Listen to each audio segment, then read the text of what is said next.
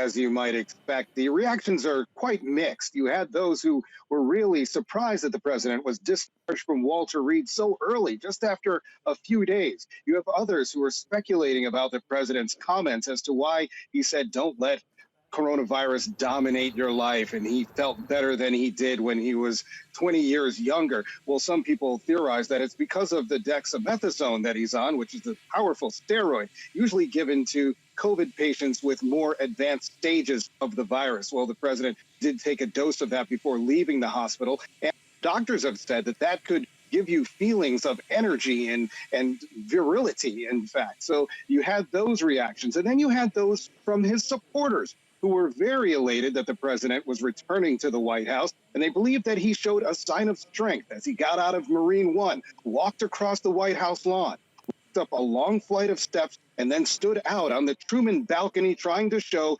that he was hale and hearty. Although some of the reactions did criticize the president, saying that looking at the video of him out on the balcony, it looked like he was laboring to breathe. The election is just 4 weeks away, 4 weeks today. Obviously, this has completely upended campaigning for both parties, really. What can we expect then, Colin, in the next couple of weeks, even the next month? Well, at least for the president, for the next 10 days, we can expect a lot of quarantining. And that's because the Centers for Disease Control and Prevention really puts into a guideline that people who are quarantining patients should stay indoors for at least 10 days, where the symptoms that were once shown are now abated, any fevers are now decreased, and any other symptoms associated with COVID-19 are alleviated. Now, doctors did say that they didn't see any signs of a live virus inside of the president. So they said that was an improvement, as well as his oxygen levels are going up. So he is showing signs of improvement. However, doctors are saying that he really should stay off the campaign trail at least for the next 10 days, if not 2 weeks. And this is something, of course, that the president really does not want to hear. He really wants to be out there, just like his rival, former Vice President Joe Biden, who's not wasting a minute trying to connect with voters, especially although he is ahead in the polls right now. Just a few hours ago, he was part of a town hall where he talked about American culture and COVID.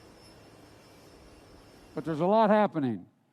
This is the most important election, I suspect, that we'd agree, in most of our lifetimes. The character of the country is literally on the ballot. What kind of nation we're going to be, who we are, what we stand for, whether we'll continue to reach out or whether we'll continue to push people away like it's happening now, whether we'll take care of those people who are, through no fault of their own, find themselves among those families of over 205,000 people have died from COVID without much help at all. Now, the former vice president did say that the president does hold some responsibility in his contagion of the virus. As we know, the president has been one to eschew wearing masks and following the guidelines that medical officials have recommended very closely.